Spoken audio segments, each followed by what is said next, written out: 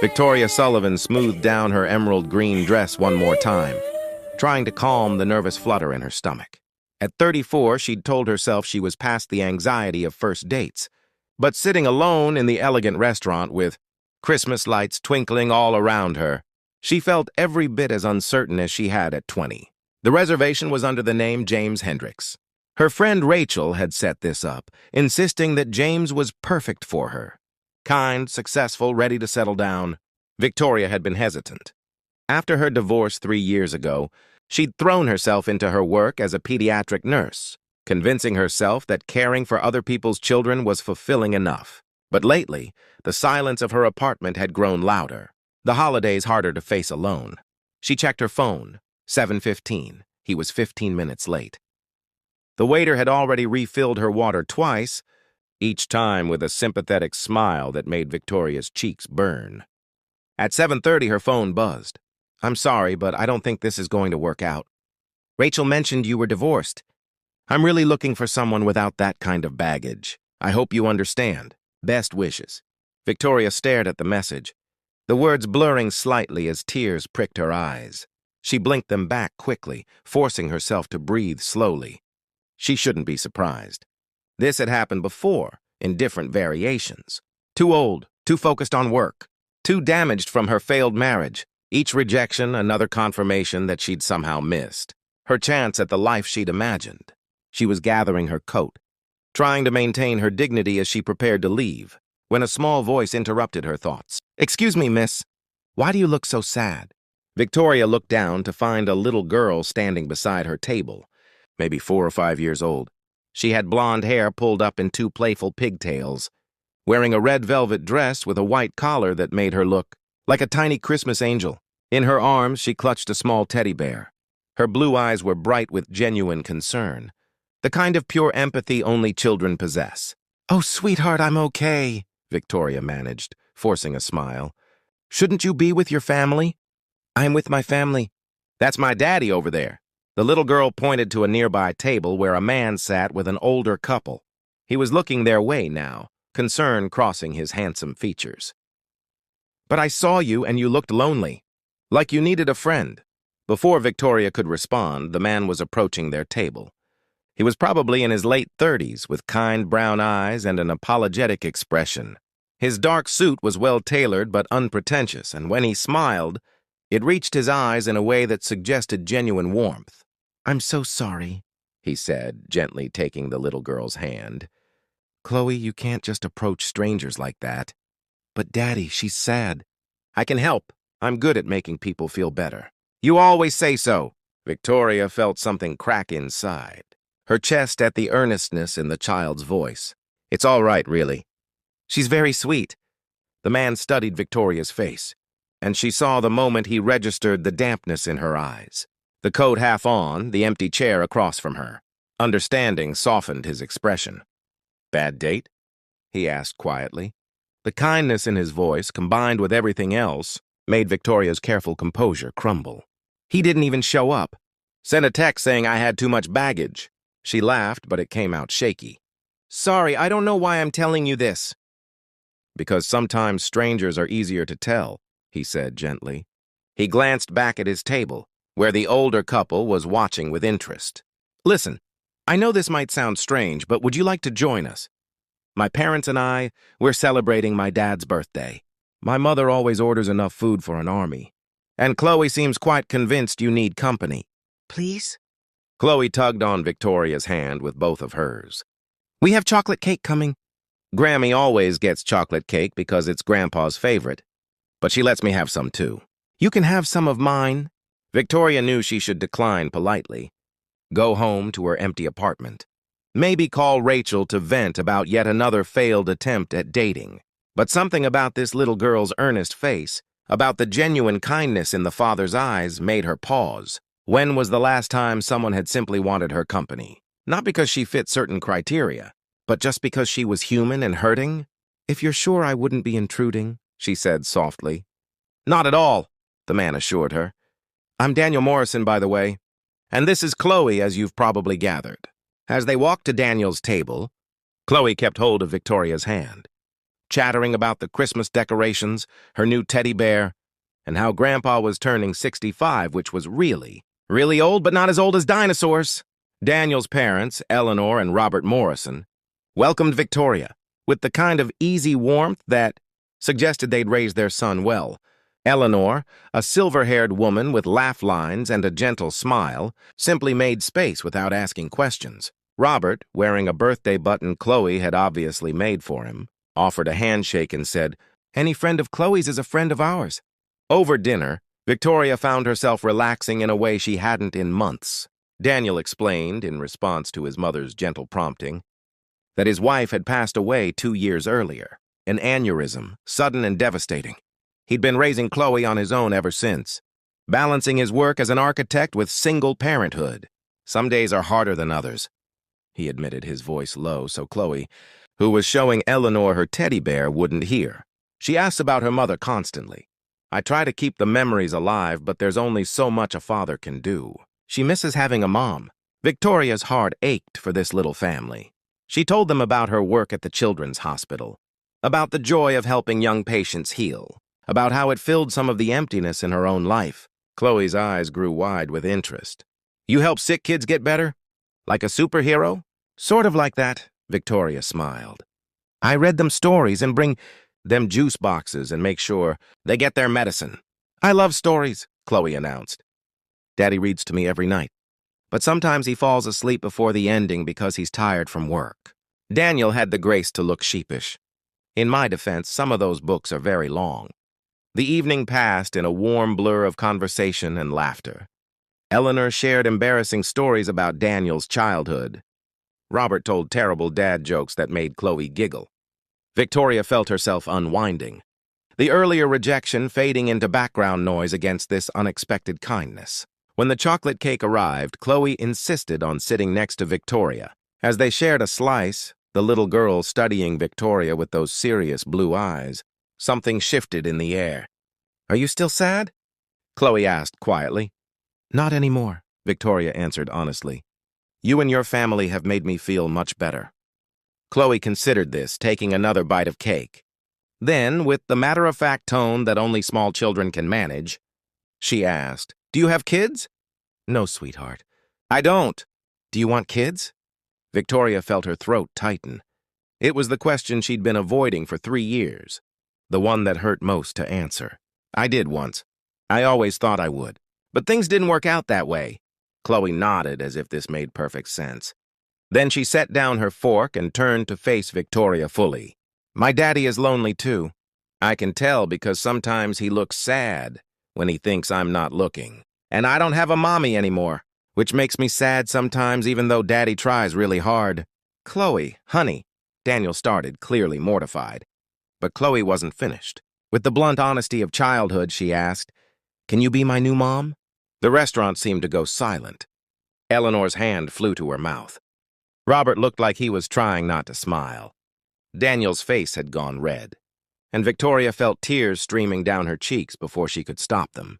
She knelt down beside Chloe's chair, bringing herself to eye level with this extraordinary little girl. "Oh, sweetheart. Being someone's mom is a very special thing. It's not something that happens quickly. But you're nice," Chloe said, as if this settled everything. "And you're sad like Daddy, which means you could make each other happy. And you work with kids, so you already know how to be a mom." "It makes sense." Victoria couldn't help but laugh through her tears. "You are absolutely right that it makes sense. But your daddy and I just met. We're strangers." "Then be not strangers first," Chloe said simply. "That's what Daddy says about making friends. First you're strangers, then you talk, then you're friends." Daniel had finally recovered enough to speak. "I am so sorry. Chloe, you can't just ask people to be your mother." "Why not? You're always saying I should ask for what I need. I need a mom. She needs a family. It's perfect." She stumbled slightly over the word, but delivered it with complete conviction. Victoria looked up at Daniel and saw her own astonishment reflected back at her, mixed with something else. Hope, maybe? Or possibility. The kind of tentative recognition that happens when two people realize they might have found something unexpected. "I should probably explain," Daniel said, running a hand through his hair. Chloe's been very focused on the concept of family lately. Her preschool is doing a family tree project, and it's brought up a lot of questions about her mother, about our family structure. It's okay, Victoria assured him. Really, I work with children. I understand. But as the evening wound down and they prepared to leave, Chloe wasn't ready to let the idea go. Can Victoria come visit us? She asked her father. Please. I want to show her my room and my books and my family tree project. Daniel looked at Victoria, a question in his eyes. You don't have to. I know this has been incredibly awkward. Victoria thought about going home to her empty apartment, about the text message that had crushed her earlier, about all the ways she'd convinced herself that her chance at family had passed. Then she looked at Chloe's hopeful face, at Daniel's kind eyes, at Eleanor and Robert watching with gentle encouragement. I'd love to, she heard herself say. Maybe this weekend? If that works? Chloe threw her arms around Victoria's waist. Yes, Saturday. I'll clean my room and everything. As they said their goodbyes on the sidewalk outside the restaurant, Eleanor pulled Victoria aside. My granddaughter has excellent instincts about people, she said quietly. And I haven't seen my son smile like that in 2 years. Whatever happens, thank you for giving them both a little hope tonight. Over the following weeks, Victoria became a regular part of Chloe's life. She visited on Saturday mornings, helping with the family tree project, reading stories, teaching Chloe about the human body in simple terms that delighted the little girl. Daniel was always there, watching his daughter bloom under the attention, gradually opening up about his own life. He told Victoria about the impossible balancing act of single parenthood, about the guilt of working long hours but needing to provide, about the loneliness of lying awake at night with no one to share the worries with. Victoria shared her own story, about a marriage that had ended when her ex-husband decided he didn't want children after all, about the years of fertility treatments and heartbreak, about finally accepting that motherhood might never happen for her. I think that's why I became a pediatric nurse, she admitted one afternoon while Chloe napped. They were sitting on Daniel's couch, coffee cups between them, speaking in the hushed tones people use around sleeping children.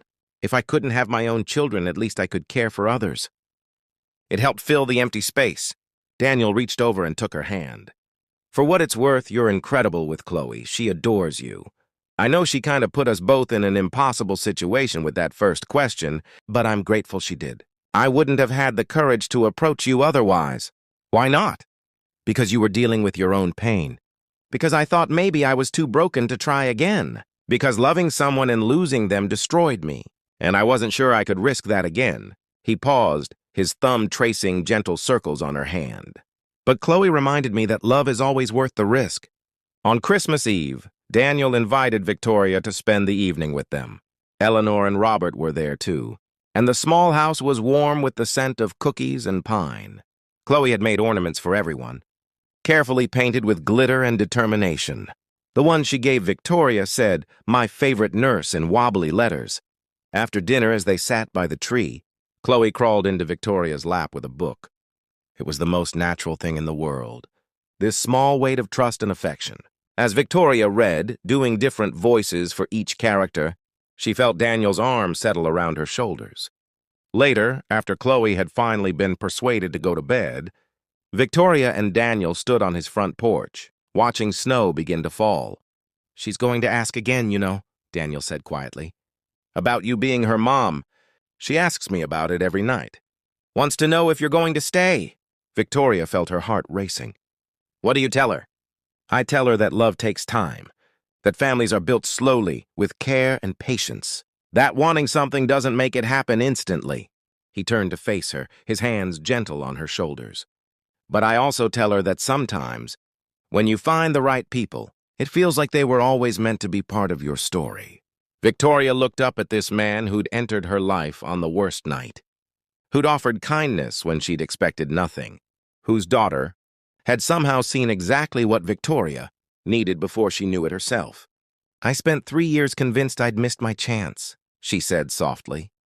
That family and love and belonging were things that happened to other people, not to divorced nurses pushing 35. That man who stood me up, he was just the latest reminder that I didn't fit anyone's idea of the right woman. You fit mine, Daniel said simply. You fit Chloe's. You fit this life we're building if you want to be part of it. I do, Victoria whispered. I want that so much it scares me. Me too, Daniel admitted. But I think maybe that's how you know it's real. Because it matters enough to be scary. He kissed her then, soft and sweet under the falling snow. And Victoria felt something in her chest unfold like a flower, finally finding light. 6 months later, on a sunny Saturday morning, Victoria moved her things into Daniel's house. Chloe helped, carefully carrying small items and announcing where everything should go. When they reached the bedroom that would now be Victoria's too, Chloe stopped. So you're really staying? Forever and ever? Victoria knelt down, taking both of Chloe's small hands in hers. I'm really staying, if that's okay with you. Can I call you Mom? The question, asked with such hope and seriousness, made Victoria's eyes fill with tears. I would be honored if you called me Mom. Chloe threw her arms around Victoria's neck. I knew it, she said triumphantly. I knew that night at the restaurant. I told Daddy you were the one. Later, as they unpacked boxes and arranged furniture, Daniel pulled Victoria close. Thank you, he whispered, for staying that night, for giving us a chance, for loving us both. Victoria thought back to that Christmas evening, sitting alone at a restaurant table, convinced she'd been rejected yet again, that love and family weren't meant for her. She thought about a little girl brave enough to ask a difficult question, about kindness offered freely, about the way sometimes our greatest blessings arrive in the moments we feel most broken. Thank you for seeing me, she said, for letting Chloe approach a sad stranger, for inviting me into your family, for showing me that it's never too late, that the right love finds you when you least expect it. From the hallway, they heard Chloe singing to herself, a made-up song about having the best family in the whole world.